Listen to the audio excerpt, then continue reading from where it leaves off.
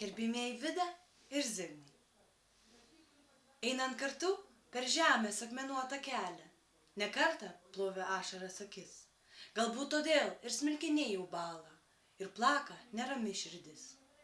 Bet neliūdėkit, kad metai plasnoja, tarytum paukščiai šiltus kraštus. Naują jėgą jie dovanoja, o dienos verčia štai naujus lapus.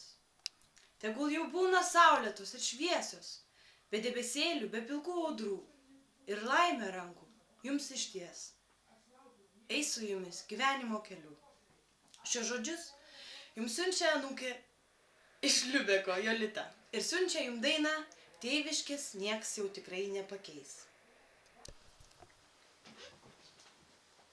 Vidos ir Ievos tikrai nepakeis.